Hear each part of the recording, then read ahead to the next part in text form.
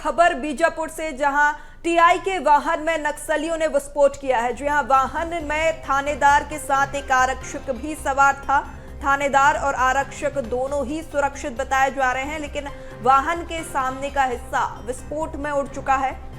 सोमनपल्ली और रानी बोदली के बीच गन्नन नाला की ये पूरी घटना है, जहां फरसेगढ़ टीआई बीजापुर जिला मुख्यालय के लिए रवाना हुए थे। एसपी जितेंद्र यादव ने घटना की पुष्टि की है। तो देखिए, नक्सलियों ने वारदात को अंजाम दिया है, जहां टीआई के वाहन में विस्फोट हुआ है। और आपको बता दें, इस पूरे मामले में हालांकि दोनों ही थानेदार और आरक्षक सुरक्षित हैं, लेकिन वाहन में थानेदार के साथ एक आरक्षक भी मौजूद था। और जो गाड़ी का आगे का वाहन के आगे का जो हिस्सा है वो क्षतिग्रस्त हुआ है। तस्वीरें भी सामने आई हैं, जो आपको बता दें, टीआई के वाहन में नक्सलियों ने विस्फोट किया, जहां वाहन में थानेदार और आरक्षक मौजूद था। थानेदार और आरक्षक दोनों ही सुरक्षित बताए जा रहे हैं, जहां सामने का हिस्सा विस्फोट के कारण क्षतिग्रस्त भी हुआ है, जिसकी तस्वीरें भी सामने आई हैं। सोमनपल्ली और रानी बोदली के बीच गन्नन नाला की ये पूरी घटना बताई जा रही है, जहां एसपी जितेंद्र यादव ने घटना की पुष्टि की है। लगातार नक्सलियों पर नकेल कसने के लिए यहाँ सर्च ऑपरेशन भी चलाए जा रहे हैं। नक्सली लगातार जो है आत्मसमर्पण भी कर रहे हैं, लेकिन इस बीच इस तरीके की घटनाएं भी सामने आ रही हैं, जहां एक और तस्वीर सामने आई है जिसमें नक्सलियों ने जो है टीआई के वाहन में विस्फोट किया है।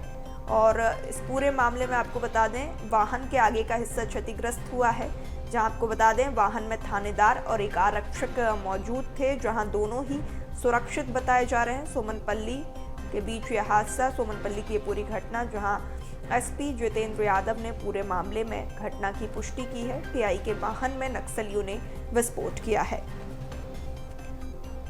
वाहन में थानेदार के साथ एक आरक्षक भी मौजूद था, जहां ये तस्वीरें भी सामने आई हैं।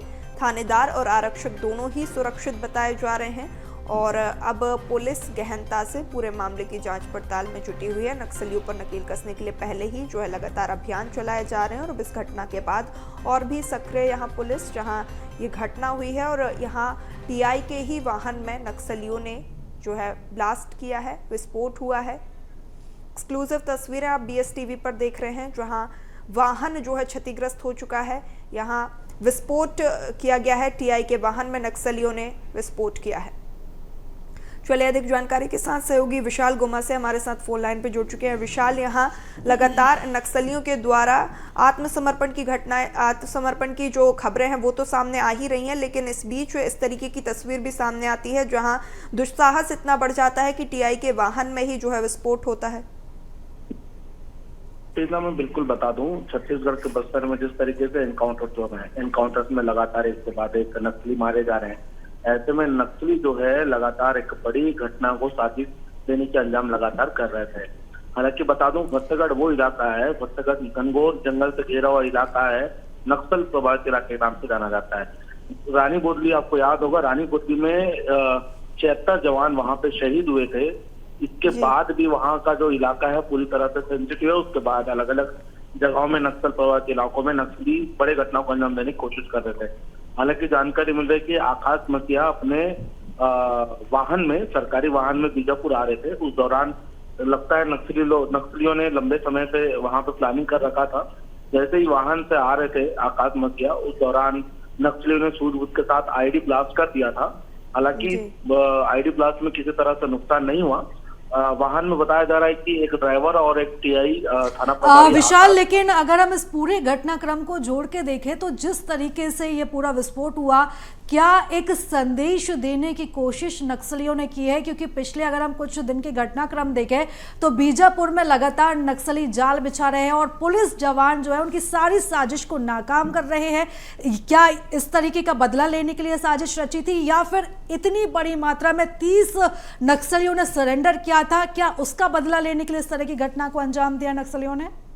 बिल्कुल प्रीता, आपने बिल्कुल सही कहा। नक्सली बैकफुट में नहीं है, ये तो साबित कर दिया उन्होंने।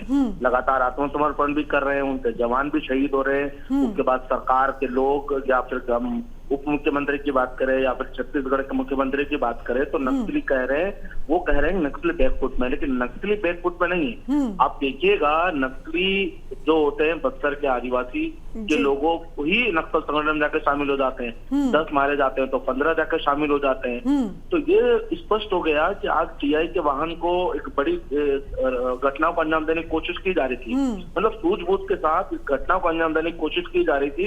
इसका मतलब साफ है नक्सली बैकफुट में नहीं है। हालांकि आकाश मसिया जो थाना प्रभारी है उनको किसी तरह से नुकसान नहीं हुआ, लेकिन इलाके में अभी भी नक्सलवाद की एक्टिविटी है और नक्सली लगातार बदला लेने की कोशिश कर रहे हैं। बिल्कुल, और जिस तरीके की घटना को अंजाम दिया है, एक बड़ा मैसेज नक्सलियों ने दिया है कि भले ही कितने दावे किए जा रहे हैं कि नक्सली बैकफुट में है, लेकिन यहां पर नक्सलियों ने एक बार फिर से अपनी सक्रियता बताई है और पूरे पुलिस प्रशासन को उन्होंने एक बड़ा मैसेज देने की भी कोशिश की। अब देखना होगा कि इस घटना के बाद पुलिस जो जवान है, पुलिस अधिकारी क्या कदम उठाते हैं और अब देखना होगा कि नक्सलियों का अगला कदम क्या होता है। विशाल, नजर बनाए रखिएगा, पल पल की अपडेट हम आपसे आगे भी लेते रहेंगे।